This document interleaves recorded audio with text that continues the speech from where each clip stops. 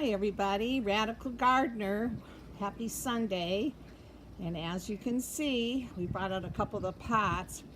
These flowers here, they certainly don't mind getting some a little cold nip on them, as that actually helps them to bloom. They're beautiful orange flowers. And these were blooming all winter long in my garage. This started out as one plant, and as you can see, where is it? I have them everywhere. They're absolutely beautiful. It starts with a C. Why the heck can't I remember? Not a camelus. What the heck is it called? I'll put it below. As usual, I'm not prepared for my videos. I'm an amateur. Okay, so we moved Ariel. She was over there because the greenhouse is going to be over there. So she loves it here. She's just blooming. Oh, this ground is so saturated with water, I can't tell you. We put in worm casting and compost, all kinds of stuff, and she just is loving it. So Joe's going to be cutting that screen there and putting it over here so Ariel can continue to thrive. We are going to be putting a trumpet vine back there. I'm going to move the tall ladder that I have back in that corner over here because I stick flowers in it, and I've got ivy growing there. So this will all be pretty much covered with some beautiful kind of plant or vegetation. So you can see what's coming to life. My grasses, of course, are cut back. They're very tall. They definitely take up that space. But we squished these for my ring gutter garden. We squished these buckets together. You know what, you guys? I'm doing wild fennel in there.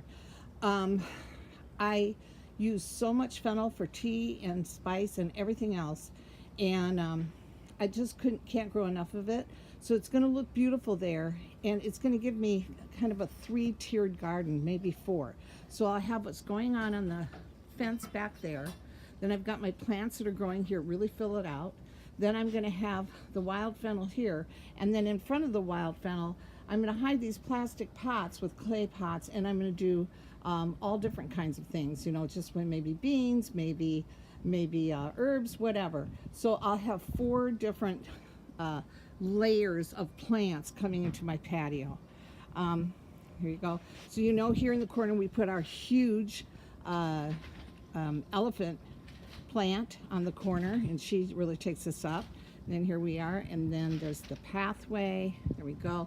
Look at how well we have 3 plants that we put here, and we're going to put a trumpet vine at the base of that, which I already have. It's under the grow lights in the living room, and that will be climbing up there. Okay, here are the peas. You can just see they're doing great, and I've got my green you know, screen that is so easy to work with. Yep, and then back over here. Now, I'm getting rid of all my plastic pots as I can afford it. But I've got cabbage. This is an experiment, and it looks like there's one already coming up. Where is he? You see him? Here, you see that little green thing down there? So we'll see. We'll see. So 3 different kinds, or is it? Yeah, 3 different kinds of cabbages. And I've got them all marked. Brunswick. Is it Katiana? And the Tiara. That's what I have there. Pea tendrils. Just come by and clip them for I already clipped a couple and put them in my salad. Nice flowers. That's my mint. Thyme is coming back. I'm going to create a little fountain over there in the corner. Honeysuckle going up that was from somebody's porch they were tearing down. All right. And more carrots are starting to come up. You can see they're so fine when they're little. It'll be hard to see, but there's a whole bunch of them coming up. And then my beets are coming up. My beets bowls. Everything's coming up. these pea tendrils are just kicking butt. You can see, right?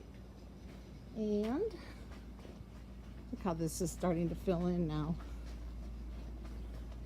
Those pots are where I grow catnip. You can see the rhubarbs coming in and the flowers. Look at these flowers growing under the shade of the rhubarb, so beautiful. Lavender, daffodils, bird station. Everything's starting to bloom. So this is where we'll move this hose, and this is where we'll put our trumpet vine.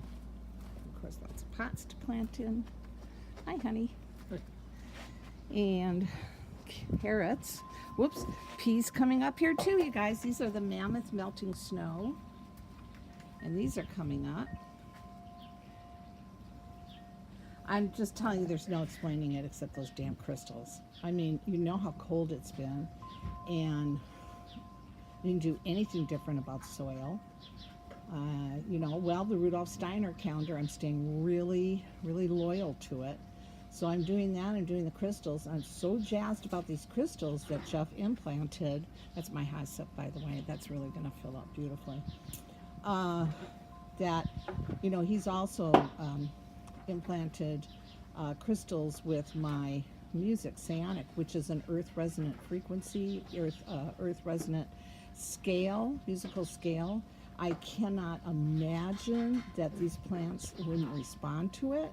I just think it's, you know, with that deep set of harmonics. So we'll see. So I ordered 100 more of those crystals. As you know, they're 99 cents a piece from crystalgem.com, which I will have below. And they're, you know, I got 100 of them, and I'll put one in each area where I'm growing. All right, then we're the rhubarb. Of course, we did transplant 4 of them. We brought them out. Probably could take out 4 more. But this is my. They weren't 8-year-old. These seeds. They were 9 years old. Look at these peas. Just crazy.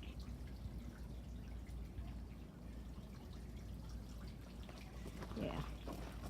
Onions looking good. Can't put pond plants in for another couple weeks. Beets are coming in. We're getting ready to do screen on that. Celery's coming in. Getting ready to do a screen on that. This is the best my chives have ever looked. And I found another little stray strawberry plant. So I just keep putting them in here. Listen, I had a huge strawberry bed. I'll never have another one again in my life. Here's all the celery. You can see it. Look at that. It's everywhere.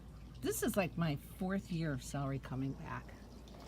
I haven't planted in there yet because I don't do leaf until tomorrow, and frankly, I'm so busy tomorrow.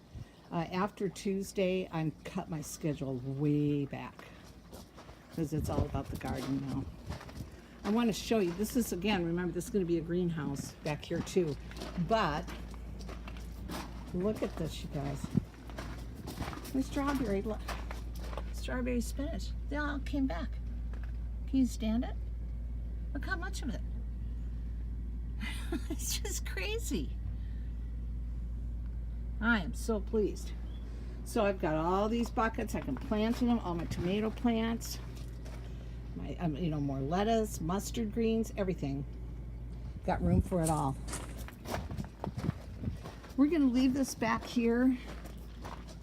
This is a hydrangea.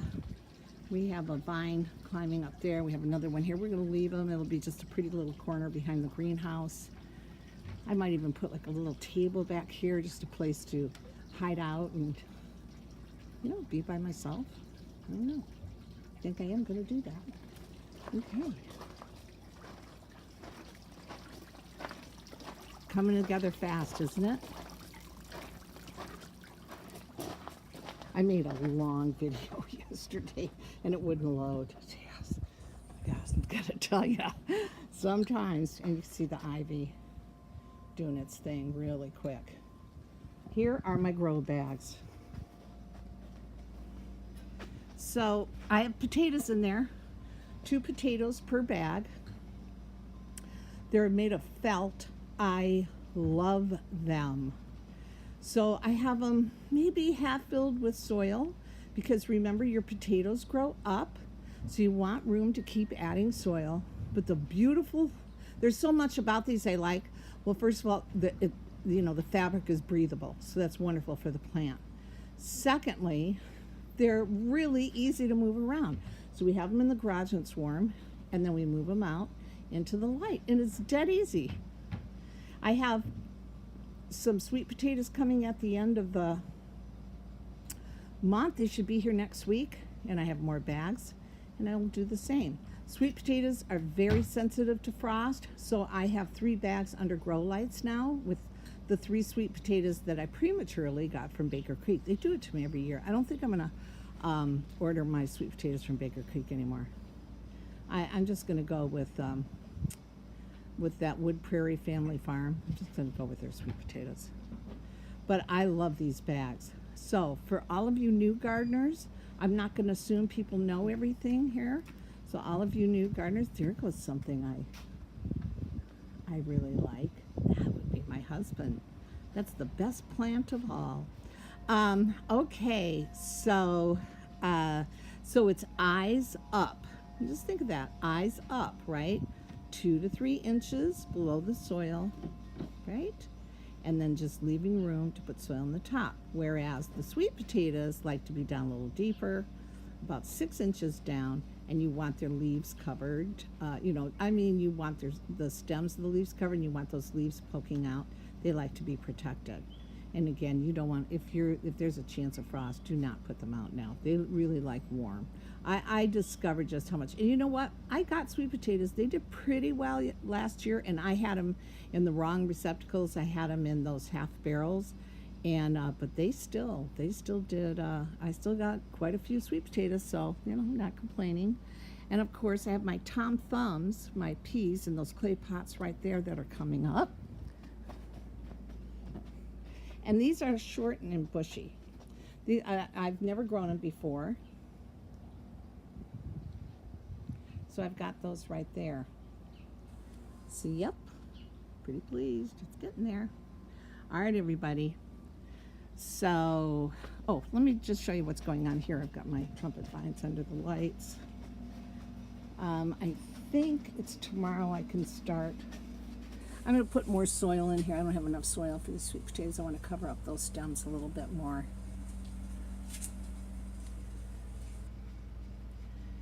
Yeah, and then my trumpet vines. And of course I've got my succulents. There's Torty. She's the garage garden cat. She hates Macaroni, who's walking around here right now. That's why she's up there in a defense position. She's guarding the fort, the cat fort. And Joe's pulled out a lot of the plants. We have to wait to bring out the rest middle of May. All of our tropical plants. We can't wait. All right, you guys. So I think that's it, huh?